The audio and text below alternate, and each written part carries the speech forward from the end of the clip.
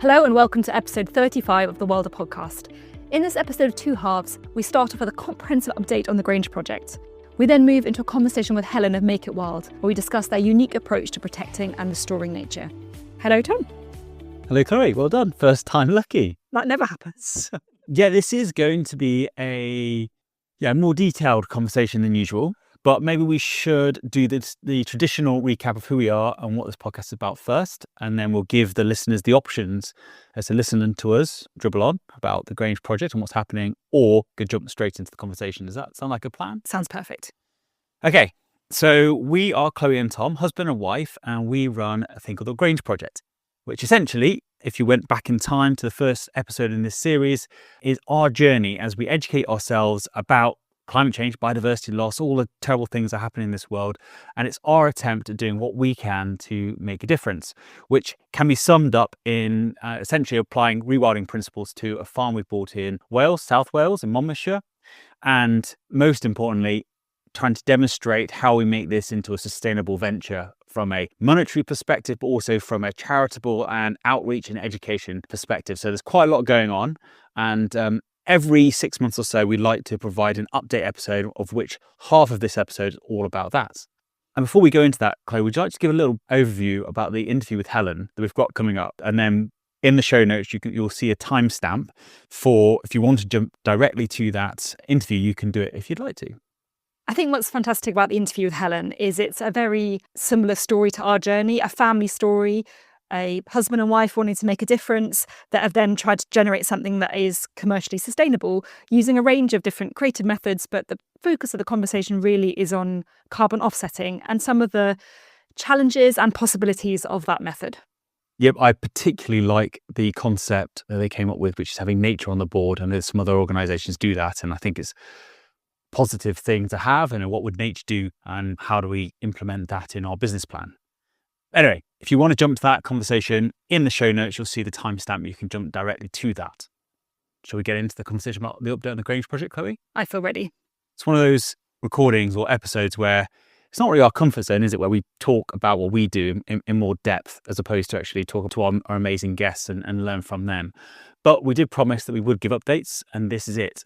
This is following on from episode 29, which was back in September of 2024. And so if you want to kind of get that update and on what we did, please do jump back and then regroup on this episode moving forward. So we're going to assume there's some knowledge about our project. But having said that, Chloe, would you want to give a 30-second overview of the project, size, acreage? Lovely. So Oh, come on. Okay, I'm good. Yeah, you live here. It's true, I do walk around it every day. So we have 80 acres of previously what we described as semi-improved grassland. So essentially it's grass that's been taken for a silage crop historically, and we did some baseline assessments last summer, and since then we've done a range of intervention on the land, trying to kickstart natural processes to the point where we'll be able to let nature take the lead with a little bit of human support along the way. Well done. Thank you.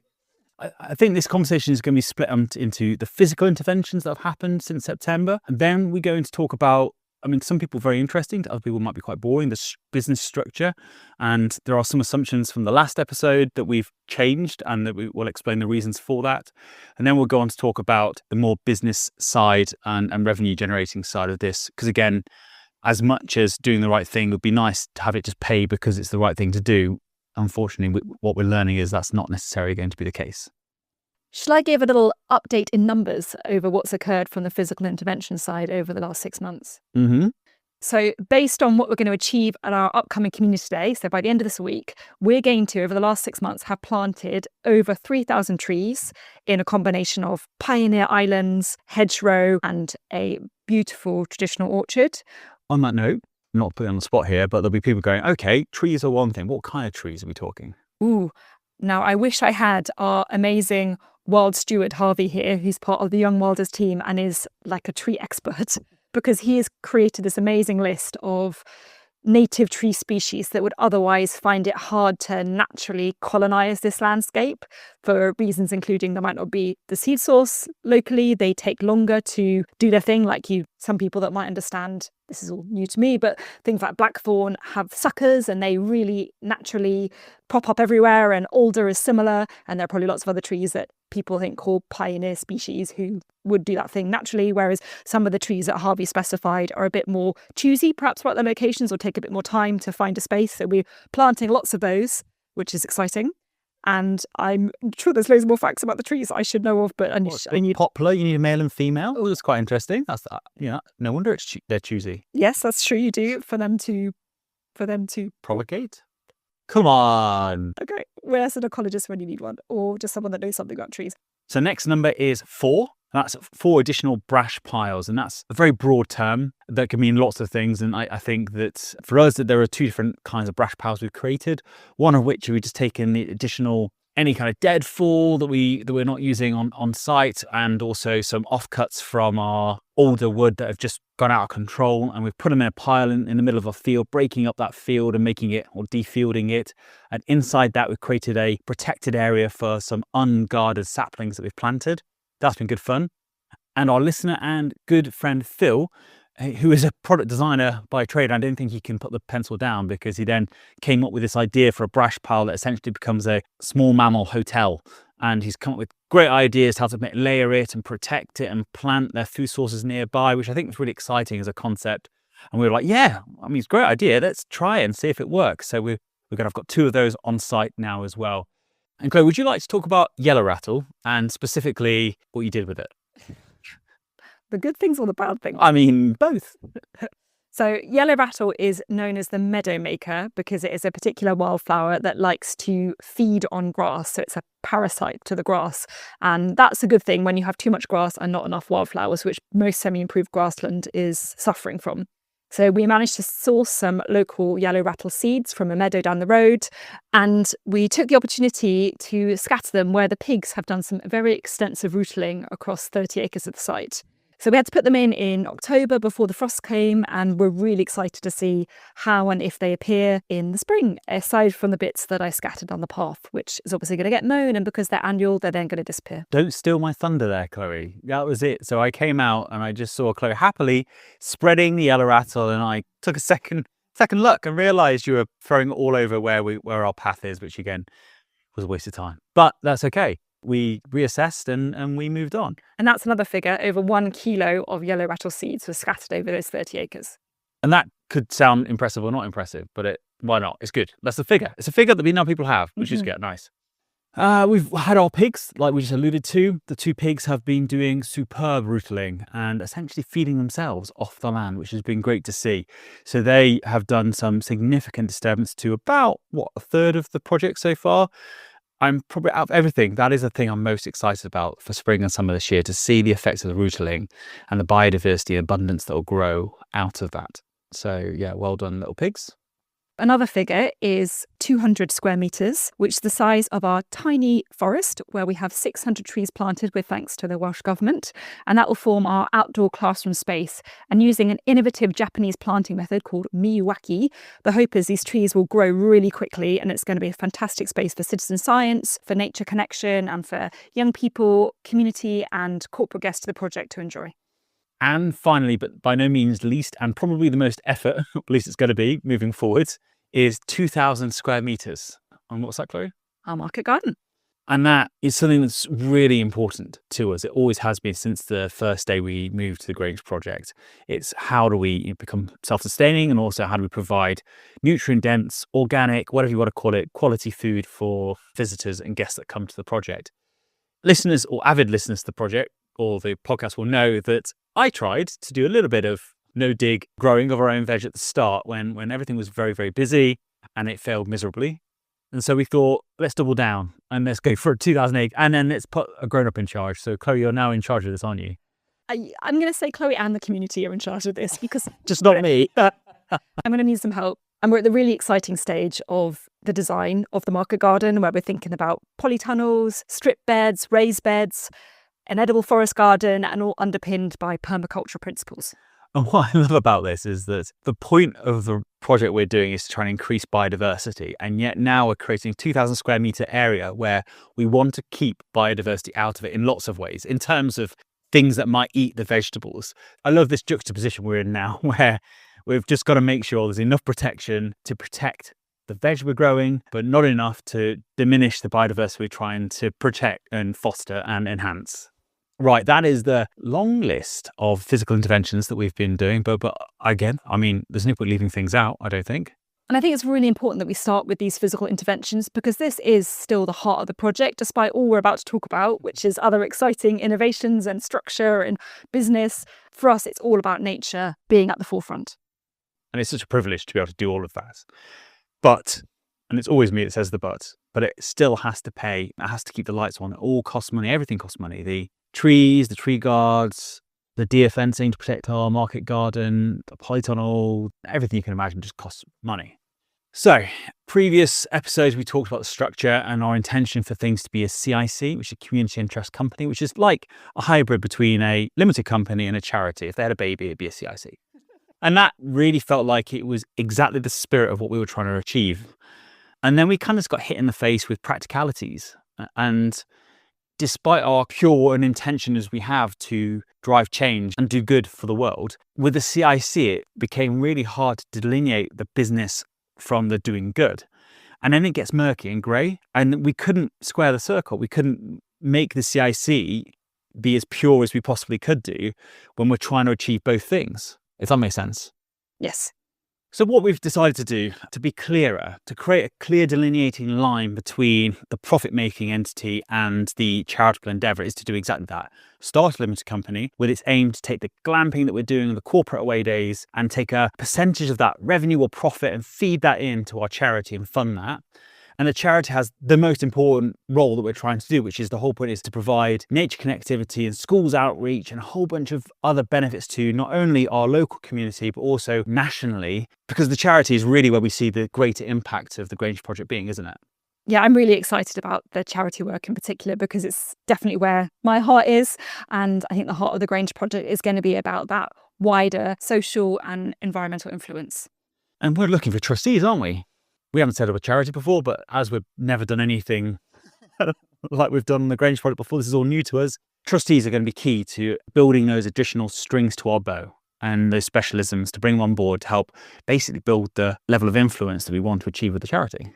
Absolutely. I think community has been a common theme and a critical element of every step along the way with the Grange Project. And I really am excited to get involved with a community of trustees to take the next steps in the Grange charity. If anyone knows anybody, feel free to reach out at hello@grangeproject.co.uk. And finally, for these updates, it's on the business side of things. So we've incorporated two companies recently. I have one which is the Grange Distillery and one which is the Grange Studio. The Grange Distillery is, I wouldn't call it a pet project. Don't look at me like that. Passion project, huh? I'm passionate about demonstrating you can produce beautiful tasting alcohol and non-alcoholic beverages in a sustainable way. Maybe that's what it could be, but that's what its main effort is. And we've partnered with the skillful Tracy and Graham, who have come across with their knowledge of distilling to create some really, really tasty, delicious beverages. For anyone that may be interested in that, if you want to go to grangedistillery.com, and at the moment it's just a landing page, you can put your email in there and you keep up to date with the work that we're doing. We're hoping to launch in the next probably 3 to 4 months. It's proving to be a challenging process getting planning permission, branding, websites, etc. But we are getting there. And for the lucky guests to the community day on Saturday, there might be a chance to sample some of the rather delicious non-alcoholic gin that they are hoping to launch in the near future. Are you in sales, Chloe? I'm in training for sales. And it's important to note that there will be that split, similar to the limited company, of a percentage of the revenue or the profit that will go into the charitable endeavours as well for both of these businesses. The reason why we haven't gone specifically, because we've got to sit down and do some maths to work out. Obviously, if it was revenue, then it'd be a smaller percentage. If it's profits, it'd be a significantly larger percentage of the profits that would go in there. We just haven't really done the maths associated with it. And with the Grange Studio, this is an interesting one because when we first started, we fully intended that I would be working pretty much full time on the project here and getting it off the ground and getting it generating revenue. And there's two things we've learned from this. Is firstly, it takes a heck of a lot longer to do anything on a project than you were expecting. And secondly, doing the right thing doesn't always necessarily pay. And it's a lot harder to find routes to those revenues and probably a lot longer to find routes to those revenues than we were expecting. And so the Grange Studio is essentially just using my passion for digital marketing world and podcasting and to go and help businesses do their own podcast, and not only that, but produce a return on investment from that podcast for whatever they're trying to sell. It was just a way for us to generate revenue fairly quickly for the Grange Project. And like I said before, more importantly, be funneling those profits into the charity to then kickstart the do-goodingness that we're trying to do. That's definitely a word, so We'll go with it. Yeah. That is the full update. We hope you found it interesting. And we've been trying to be as transparent, as open and as honest as we can be. And there's a reason why we've coupled it with this interview, because the conversation with Helen is all about her family's journey from wanting to do the right thing into turning that into a commercially sustainable business. And so I just think there's lots of parallels between the two journey, and I hope you guys will too. Should we get into the chat? Let's do that. So hello, Helen, and welcome to the Wilder podcast. Hi, thanks very much for having me. Lovely to see you again. Oh, it's lovely to see you as well. And so great to speak to another female co-founder, and particularly one that's taking such an innovative approach as Make It Wild. Thank you very much. So I wonder if you could briefly introduce yourself and Make It Wild. Okay, so I'm Helen Neave. As you said, I'm the co-founder and co-director with my husband of Make It Wild. I was a consultant surgeon, and then I worked for a while in healthcare regulation, but now I'm fully immersed in making it wild. There's definitely parallels there with my journey from clinical psychology into full-time rewilding. And it's always interesting when someone describes you as, this is Chloe and she runs a rewilding project, rather than in that clinical identity. But perhaps it'd be lovely to hear a little bit top-level overview about what Make It Wild is to help orientate the listeners.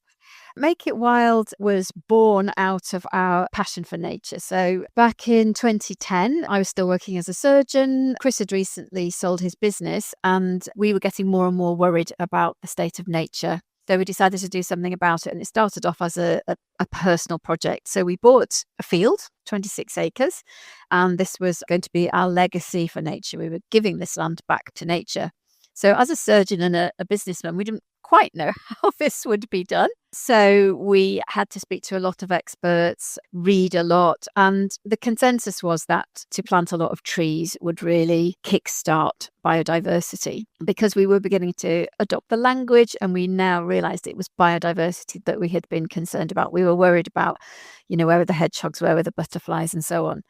If you think back to 2010, rewilding hadn't really reached the common language. I think the word made its way into the dictionaries in 2011. So at that point, we weren't really thinking in terms of rewilding. So we planted 20,000 trees. We got support from the Woodland Trust to do this. And we looked after these trees ourselves. Our children, who were teenagers then, came to help. Our friends came to help. Our children's friends came to help. And it was we were talking earlier, it's a bit like you need a tribe, you need a village to do these big things. And so these trees grew. We looked after them, weeded them, watered them. Not every single one, but, and it looks a bit dry. And 6 years later, we were sitting there. We'd been working all morning. We're having our picnic. And I just looked around and I said, oh, goodness me, we've done what we set out to do. We've brought nature back to this place. From the surveys, there was 2 types of grass and kind of nothing else. But now all of a sudden, the place was full of all these native trees. And the wildlife had moved in. So the air was buzzing with bees, butterflies. There were birds. You could see the birds' nest. We saw hare, deer. We had evidence of badgers. So we knew we'd really done something. And I said to Chris, do you think we can do this again, but more, but bigger? And ever the businessman, he said, well, we can, but we will have to engage others. We'll have to engage the business community and individuals to support us with the project, because to make it sustainable, sort of financially sustainable, and as a business, as an entity sustainable, it would have to become more like a business. So really in that moment, Make It Wild was born. And it's continued really with that same mission. So our mission statement is, it's not our aim to protect nature, it's our purpose. And that really sets out the way we think and the way we do everything with Make It Wild. So I guess just as a shorthand, in our current form, we are trying to bring back nature and support nature in various ways, which I can tell you about in more detail, but that's really what we are. I mean, it's inspiring enough to hear about a family project and the commitment you made, which is not insignificant at 26 acres, but then to kind of go beyond that and think, actually, how do we take this further? How do we scale when, it would have been quite easy just to sit and enjoy your picnic and appreciate the fruit of your labours in that sense. So thank you so much for that commitment. It would be great to hear a bit about the scale of that commitment now, really, because I know you've got multiple sites across the area that you focus on. And it'd be great to hear a bit about some of the characteristics of those sites and maybe whether you're still using tree planting as the predominant approach or whether you've shifted into other ways of managing the land. Sure. Well, we're now looking after over 500 acres and it's spread across 10 sites in North Yorkshire. And we're also growing a network of national landowner partners, which I can tell you about a bit more. But if I focus, first of all, on our own sort of directly owned and managed land, they're all different, really. And our approach is to have what's called a phase 1 survey or preliminary ecological assessment. So we find out what we've got there, what we perhaps should have had there, what's missing, and we always do what's right for the piece of land in question. So, for example, one of our bigger ones, 65 acres, is going to be a wetland restoration. So we're primarily focusing on, it's on a riverbank, it's frequently flooded, it's been under about 6 feet of water recently. But of course, people were trying to farm it, and when we bought it, the farmer said, you can only graze it for 6 months because it's flooded. So we're trying to sort of think, well, what would nature do? What would nature want? Which I need to tell you, we have nature on our board, but maybe I can tell you that a bit later. But so nature has a part in making all of our decisions, really, and the entire team are empowered to ask when we're making any decisions, what would nature say? Now we have a bit more understanding. We're sort of 7 years on from having founded as a business. We have a bit more understanding and we try and think what would be here, before industrial agriculture damaged the ecosystems. So that's how we decide what we do with each piece of land. So they're all very different. I mean, tree planting still does play a part, and we have this thing about wild woodlands. So we are creating wild woodlands. Our trees are never in rows. They're all deciduous native trees. And we try and, just as I was saying about working for nature, we try and plant trees that would have been there, we think, originally, or that trees like that are prospering nearby. We do wildflower meadow conservation. We're doing some peatland restoration, the wetland, as I said.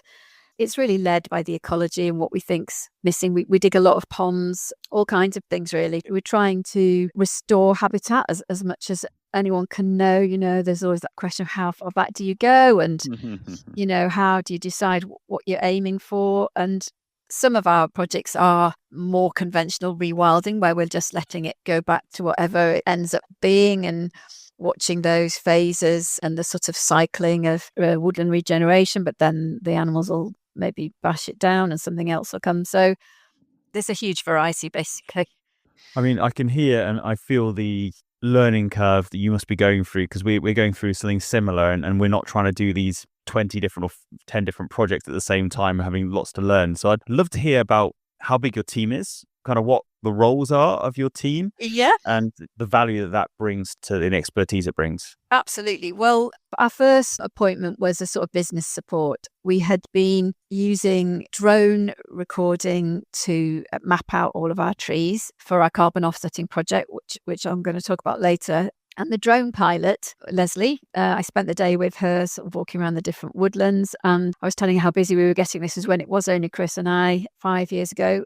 She phoned afterwards and said, how you were saying you were really busy and you might need some support? Well, could I come and work with you? So she does all of the dedication certificates for our trees. She maps and keeps records and lots of spreadsheets of carbon offsetting and all that kind of thing. And she'll do other little sort of desk-based projects. She also is our volunteer coordinator. So we have about 20 regular volunteers with a hardcore of perhaps 5 who come even if we've got deep snow. And then we might have groups coming from a business or something like that. So she makes sure they know what they're doing and they're all happy. Then we have, on the sort of land management side of things, we now have an estates manager. He's quite a new appointment, about a year, who knows all about the grants and the insurance and the legal side of things and liaises with any sort of national bodies or regulatory bodies or anything like that. So he's taken a huge amount of work off Chris, who was doing all that before.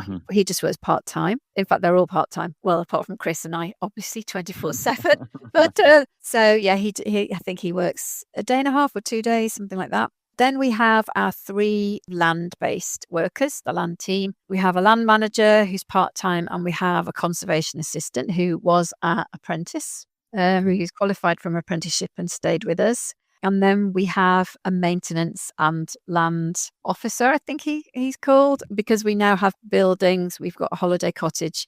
So he does any maintenance, but he can also turn his hand to lots of the sort of land-based tasks. He's the main tractor driver as well. And then on the business side, we have our 1 full-time member of staff who is a partnership manager who liaises with our business clients, sort of keeps them happy, does sort of networking to find new businesses for us to work with and all that kind of thing.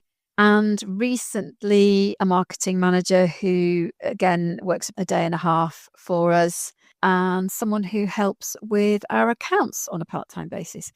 So there were 10 of us at our Christmas do this year, which is quite amazing from a bit of a family project, really. So that's the story of the team. It's really lovely to hear how not only you're restoring nature to these diverse landscapes, but you're also creating more opportunities for local people to have rural employment, which, is a really important part of bringing the heart back to the countryside, I think, as well as their nature. I was curious about whether you have any non-human members of the team, whether you've got any animals involved or in helping with some of the natural processes on the site. Yeah, we do. And we call them our conservation grazing team. So they are absolutely part of the team. So we have, I think it might be now 16. We keep having calves, so I'm losing count. But we have a small herd of belted Galloway who are completely wild. I think they're in there, must have been about their 4th, it might be 5th year with us. And they started off where we thought, well, we'll train them to always come when we call them in case we never need to handle them or anything. But as the generations have gone by, and they've got a bit older and used to being wild, they're pretty wild, really. If they're really hungry, they'll come to the sound of a bucket. We have a belted Galloway bull as well, who was born to one of our cows and had to be hand reared. Sadly, the mum died, so we had to hand rear this boy calf. And when it came to the decision of should he, have the elastic bands put on his, parts, my husband and the farmer who'd been helping us absolutely could not do it. And it was the year we name our calves according to the letter of the alphabet. So it was the year for the letter C. So this little boy who'd survived his mum dying was called Courage. So, oh no, we can't do that to Courage. Possibly castrate Courage. So Courage is our accidental bull. So he has to be kept separately. He's got some bullock friends with him because we don't think it's nice for a herd animal to be on their own, even if he's a boy. We have sort of on very long-term loan 5 Exmoor ponies who are, if you're trying to do rewilding, you tend to need different kinds of herbivores who graze differently and interact with the ecosystems differently. So we've got Exmoor ponies on loan from the Yorkshire Exmoor Pony Trust. And we're exploring other kinds of animals. I know you've got pigs. We're sort of wondering about pigs. We just don't quite know what they would do and where we would let them do it. Really, I think we'd have to. They do a lot. I have sort of met some the pigs in a rewilding context, so they're under consideration. Yeah. Well, if you ever come down South Wales, then please come and have a look at what they do. It's going to be pretty exciting to see what the impact that they have over the spring and summer this year on the project. With all of that being said, so you've got employees, which comes with it great knowledge and utility, but also pressure of obviously making sure there's enough revenue coming in to pay for them, and your conservation grazing experts as your animals. So I'd love to hear just kind of the top level of the evolution of how you've come to generating revenue from the project, because it's not easy. And there's a lot when you're trying to do the right thing for nature. And then you have to use some might see it, the dirty word of revenue and business. So I'd love to know how you address that to achieve what needs to be done, which is get expertise to help nature, but also pay salaries. And yeah. We really look upon it as on that very first moment that I told you about, that in order to carry on helping nature, we will need to secure support from businesses and individuals. And we look upon it as, we even say to people, well, when we send a dedication certificate out, we say, thank you for helping us to help nature. So that's the sort of language we use because, as you say, it does feel like a bit of a dirty word, doesn't it, trying to make money. So we've sort of, at the very beginning, we actually sold eco-friendly products online and at markets. And that was really good to sort of get the brand out there, to have the conversations with people, to sort of learn about running a website and all that kind of thing. But as the tree and the nature side of things developed, that seemed like a bit of a distraction, and we wanted to focus on the core things. So we've got probably 5 or 6 key sort of revenue streams. So dedications of trees we've done from the very beginning and is still a core part of what we do. That might be dedicating a tree, or people can dedicate a pond or a wildflower meadow or a bird box. We have a whole range of dedications, and they are available across our sort of land holding. We offer memorial trees, which are planted with the ashes of a loved one. And that's on one specific small site, which is saved to be a memorial woodland. And that's the only trees that we plant there, really. And that's really popular and a lovely thing to be able to do for people, but still within our ethos of being a bit wild. It's a bit wild around the edges. It's not mowed to in an inch of its life. It's a bit wild. And sort of overlapping with that, we have sponsorships. So that's more for business clients. They can sponsor the creation of a pond or the building of a owl box or a sand martin habitat. We had a business sponsor us to do that. And so they could be bespoke, or they could be something that we offer anyway. We run a range of nature-connected activities from the barn that we've built on the second site that we owned. When we decided it was going to be turned into a business, we bought a big piece of land which already had planning permission, and we've built a beautiful off-grid barn where we have a sort of multi-purpose studio upstairs where we can hold activities.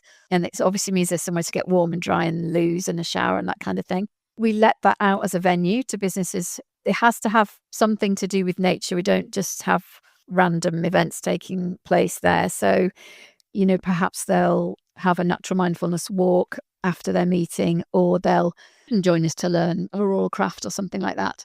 We have a holiday cottage as well, which is doing really well. And the guests have exclusive access onto the biggest site, which is right there, the rewilding site. And finally is the carbon offsetting through tree planting. So that's the sort of 5 or 6 revenue streams. It's great to hear. There's lots of echoes in what we're trying to do and obviously what you've done. So it's nice to hear there is a route to success there. And the tree planting, carbon offsetting is kind of one of the main efforts for this conversation, because it is something that Chloe and I would love to know more about. And I think our listeners as well, because there's ways of doing it, and then there's ways of doing it well, and then there's ways of doing it ethically. And it's all kind of wrapped up into hopefully this conversation we're going to have. Before we go into that, and only because probably there's a few people who'll be thinking this, and Chloe and I have gone back and forth on this topic a number of times, are you registered as a limited company, a CIC, a charity, and what was informed that decision?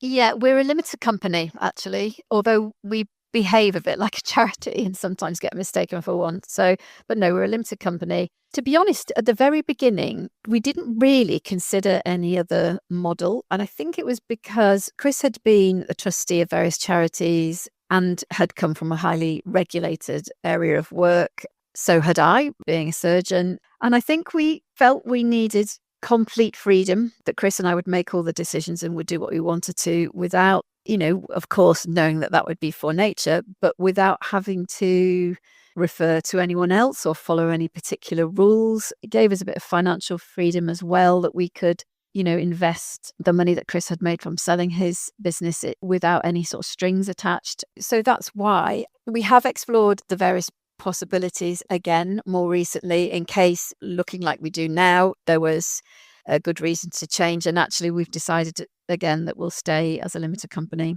We are exploring having conservation covenant put on all of our land. So that's a kind of protection. And, when people say, well, what's going to happen to all this land, then that will be the reassurance. And we're working with lawyers currently to do that. And, on that note, Chloe and I have had very, very similar conversations and have gone and been on a very similar journey. It's not as black and white as people would think when you really start digging into the detail, and that freedom to do the right thing, a moral thing, an ethical thing, especially when it involves your own money going into it, just gets complicated. So you mentioned, Helen, that one of the main income streams is through the carbon offsetting. For a listener that might have never heard of this thing called carbon offsets, how it works, how do corporates engage? Are corporates your customers? It would be lovely to hear about the kind of basics of how does carbon offsetting work? Okay, so to go back to the basics, every time fossil fuel is burnt, carbon dioxide is released into the atmosphere, and it's a very potent greenhouse gas. So it's one of the major contributors to our current climate and ecological crisis, otherwise known as global warming, which will, of course, cause all kinds of extreme weather, not just warming. And it already is. And if you look at the LA fires, etc., etc. Exactly, yeah. And, unprecedented cold spells here and the LA fires and, all sorts of extreme weather events. And it's known beyond reasonable doubt that carbon dioxide is contributing to this. So the first thing we all really need to do is to reduce our carbon footprint. So I could give a whole lecture about how to do that, but by renewable electricity, not wasting food, not buying loads of new clothes. That's a whole big topic, really. In the society that we find ourselves in, it's really hard to reduce your carbon footprint to zero. Really, it's impossible because we're a carbon-based society currently. You can do what's offsetting your carbon footprint by taking other actions which absorb carbon. And you could invest in a hydroelectric scheme, for example, which would help to decarbonise. But one of the commoner ways is to take action, either yourself or more normally pay someone else to take action to do a natural carbon offsetting, which highly typically, and in this case, is through tree planting. So there's a lot of science been done, a lot of research about how much carbon dioxide is trapped in the form of carbon and timber in the wood, how much is trapped in a tree. And it actually works out that on average, one tree sequesters 1 ton of carbon in its 40-year life. And just by the chemistry, carbon dioxide, CO2, that's equivalent to 3.7 tons of carbon dioxide is sequestered by one tree in 40 years. And that's really the accepted sort of figures, in this world. What we do is we plant a lot of trees. Our trees are planted, as I have made quite clear, for biodiversity and for nature. So the trees that we plant, the way we plant them, the places we plant them are all determined by what we believe to be right for the ecosystem and for nature. If we have decided that these trees will be offered for carbon offsetting, they're not all, we would then map them by drone and have a way of identifying each one. And then they're the ones that we offer to people. And, we've got, as I said, the sort of science and the ways of calculating how many trees they need per ton of their carbon footprint. So sometimes I've heard kind of critiques of carbon offsetting schemes as essentially they're a way of companies effectively greenwashing because they don't need to focus their attention on reducing their emissions. They just offset them somewhere else. And obviously that creates its own problems because we're not actually addressing the problem. I wonder whether you do any checks of the companies that approach you to purchase some carbon offsets through the tree planting schemes to ensure that they have taken steps to reduce their emissions at source. With many of them, we actually help them to calculate their carbon footprint. We have a fairly simple carbon calculator on our website, and that is where we get to find some of our clients that they filled in that and then they approach us. But we offer a carbon footprint calculating service to clients who want it. Sometimes they'll come to us having had this done by a carbon consultant, as they now are. We would be the first to say we can't offset ourselves out of the mess we're in. We've absolutely got to take quite drastic steps to decarbonise our lives and decarbonise society. So we always strongly encourage any of our clients to reduce their carbon footprint before they come to the point of offsetting. In terms of doing checks, that's a bit of a tricky one because you'd have to really get right inside the business and sort of say, well, we've got your carbon footprint now, come back in a year when you've reduced it. And that would mean they weren't doing anything for that year. So I think to sort of try and check would be a bit of a tricky one, actually. And to plant trees can never be a bad thing. Doing it properly, planting the trees in the right place, you're never going to be criticised for planting trees. So I think that there is a bit of a moral imperative to sort of get on and plant the trees, even if you might not be doing quite the right number or something like that. We have refused to work with some companies who we think are absolutely never going to reduce their carbon footprint, or they're so absolutely in bed with the big oil companies even that it would be morally wrong for us to engage with them. So we have refused a couple of clients. And we've had weird things in terms of sort of greenwashing. We've had companies speaking to us and then putting all over their own literature and their own website that they are planting trees with us when they're not. So we've had that as well. We've had to go to the ASA about that because there is a sort of moral and ethical approach here that's really important to us. Yeah, I mean, stepping back slightly, you mentioned that you've got a number of sites now, one of which is going to become a wetland. So do you pick land based on the opportunity it provides you to plant trees, or that wetland, I guess, doesn't have a lot of trees being planted, or very few? So have you picked that because of the other opportunities from a business perspective, or you've specifically gone, no, this is a nature project. This is where we're going to use the money from our offsetting to buy this site and do what's right for nature. How do you delineate the business and the nature side?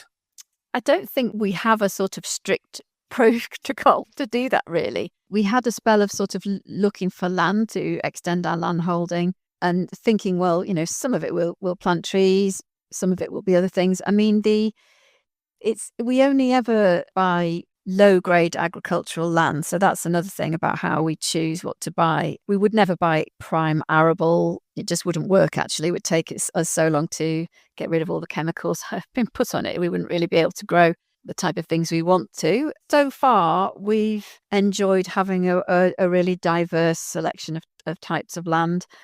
And I think for some of the things that we do for nature, there isn't necessarily an easy route to thinking, well, how will I get the money back for that? I mean, there are other things that we are exploring as well, such as biodiversity net gain, if you've heard of that, BNG. And actually the wetland is probably going to be used for someone's biodiversity net gain. So that's where developers who are destroying some nature are now obliged to restore nature, restore biodiversity, and actually with a 10% over. So it all has to come down to numbers so it can be worked out. So you have the land assessed and it comes up with a number of how much biodiversity gain there would be if you managed it for nature. And then someone can basically pay you to do that work. So the sites where there isn't a whole lot of obvious income streams, might be more used for BNG. But we've got a whole menu of types of biodiversity activities and conservation activities going on. And the way the business works is we do what we want to do for nature, and then we imaginatively and innovatively think, how can we get someone to pay us to do this? It's a bit like that way round, really. It's not to make us millions, it's to help nature. So it's not like we've got shareholders waiting for the next million or anything like that. It really is all about helping nature primarily. And I can really hear that value set coming through in all of your answers, Helen. And I suppose I wonder whether it's worth just dwelling on the whole concept of when tree planting goes wrong, because I think it is helpful to contrast the approach you're taking in terms of the thought and care and the focus on biodiversity that goes into adhering almost every tree that you're planting. Whereas I know there are some schemes that have been critiqued for that focus on the carbon offset as opposed to considering the wider biodiversity benefits. Is it worth just, I don't know whether we can speak a little bit about that for listeners who might not be familiar with that concept. And not just that as well, there's been projects where they've sold the offset and then planted the trees and just left them to die, essentially. So there's a vast swathes of projects that just die off but the carbon's been bought and paid for. Yeah. Carbon offsetting has had some bad press recently, big expose last year. And I think we of course try to distance ourselves from those schemes. I mean, the way we plant is completely different. As I said, we plant native deciduous trees. We plant naturalistically. We don't plant them in rows. We plant them for nature. So if you're a moth that lives on a rowan tree, you'll find a few other rowan trees nearby when you hatch, kind of thing. So messing up my biology a bit there, but you know what I mean. We are never going to cut these trees down. We speak of the ancient woodlands of the future. These are wild woodlands that we love and respect, and they're not a product in the sense of cutting them down for timber. We sort of think of ourselves as the holistic face of carbon offsetting. That sounds a bit weird, but our clients are very much geographically linked to our sites. So some of our biggest clients are manufacturing businesses in West Yorkshire, for example, and they will come and see their trees And so it's all about being connected to the root, the branches, the leaves. This is really not just a financial transaction. And if you want that, we're not the company for you to do your offsetting. We're really all about, the connection. Though a lot of our carbon offsetting clients will come along and plant trees, probably not the trees that they're using for the carbon offsetting, just because of the difficulty of doing that managing all that in the background. But they might spend a day coming to plant trees. We have a company who's planting a tree per employee. So they've so far planted 1,000 trees with us over 3 years. They've now become a group and got another 1,000 employees. So they're going to plant another 1,000. I mean, that's not carbon offsetting, but it kind of illustrates that we try to build really, long-term kind of nature-based relationships with our clients. It's important that they get that extra value, really. It literally is not just transferring the money, hoping everything's fine. We have our clients are much more connected with us and with the land and with the trees. People can come and visit them. They're all in the UK. We're on site as well all the time. That's another thing that we plant the trees carefully, as I said, naturalistically and to support biodiversity. We manage them. We've got programs. Each set of trees that we plant, we know that for the next couple of summers, we need to carefully manage the competing vegetation and keep them well watered. After that, it gets a little bit easier when the trees are a bit bigger. But then at some point, if they have tree guards on, the tree guards will need to be removed. So every area we plant woodland will sort of project ahead to when we need to do all of those tasks. And with our team, with our Chris and myself, and then our 3 land-based team, we're always checking the trees, really. So they're very well looked after. We do have some independent monitoring as well. Some of our trees have been the first ones particularly, and the ones which are currently being planted at one of our newest sites. They will be monitored by the Woodland Trust as well, so that we do have some external monitoring too. But yeah, I mean, it's a sort of joke, although we've now got nearly 100,000 trees, we look after them all like our children. This might be a bit of exaggeration, but it feels a bit like that sometimes. We're getting towards the end of this conversation now, and I've really, really enjoyed it. I just want to put my negative Nelly hat on just for a second, just to make sure that we're covering this topic in as much detail as is appropriate. And some people may say that selling carbon credits before the thing has grown to the 40-year mark, some trees may die, there may be disasters, whatever. It's hard to track. So is there anything you do to mitigate that or aim off for it? Yeah, well, I think the way that we plant, the way that we follow them up, manage the trees, and to some extent the external checks on them address those problems. I mean, we have a commitment to replant any trees that die within the first 5 years. That is the sort of danger time for a tree. But also we overplant. We plant a lot more trees than we actually use for carbon offsetting. And finally, built into our calculations, we always round up so that we're overplanting, and in any case for each client. Thank you so much, Helen, for taking us through that. I feel a lot clearer about some of the challenges and opportunities of carbon offsetting, and I really love the approach you're taking at Make It World. As our final question in this conversation, you mentioned right at the beginning of the interview about your landowner partners and maybe it kind of hopes to expand beyond the Yorkshire region. So I'd just love to hear a bit more about that scheme and your hopes for that for the future. Okay. Well, it was one of these things, again, where we hadn't particularly thought of it, but we were approached by within a week of each other, 2 other landowners in other parts of the country phoned us and said, "We love what you're doing. Could we join in and do it with you? And could we sell things on our land through your website?" So we thought, actually, this was an amazingly good idea because it allowed us to grow, to sort of spread brand awareness, to grow the whole project and support nature even more in other areas apart from Yorkshire, while not having to sort of keep buying all the land and looking after it. So we're professionalizing it into a kind of franchise model where landowners who want to manage their land for nature become our landowning partners, and then choose from the whole menu of things that we offer. So the dedications, the carbon offsetting, they can host activities and corporate volunteer days and that kind of thing. And they will be offered through our website. And they generally not always, but generally smaller landowners who are very nature minded, but don't want to have to do the marketing, have a website and all that kind of thing. So we do all that side of it. And then we split the proceeds. And it's a kind of a win-win, really, because we love it. As I say, we've now got sites in Norfolk, one coming soon in Lancashire, one coming in Scotland, one in the Peak District. And the landowners really like it because it's an additional income stream they still do what they're doing. If they wanted to plant trees, they'll plant trees and they'll come into one of our ways of being offered to individuals. So it's an extra income stream. Fantastic. Thank you so much for your time today, Helen. Where should we signpost people to that are interested in finding out more about Make It Wild, or perhaps interested in becoming a landowner alongside you? Where would they go?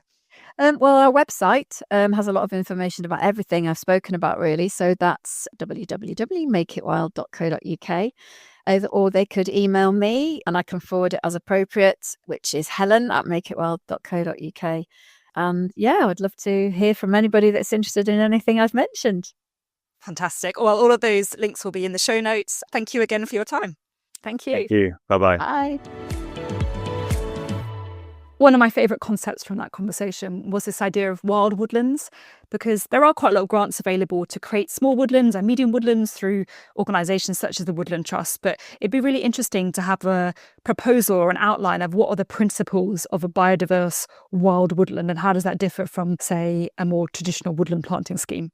I have been thinking about that with our trees, because it's how we're going to create that diversity inside our tree, the heights and the scrub and everything like that. I mean, again, we're lucky because it's such a small project and we're not, although it sounds like a lot of trees we've planted, they're actually very manageable and in manageable clumps that we can ensure we drive that diversity in there. But it must be hard when you get to those more substantial numbers.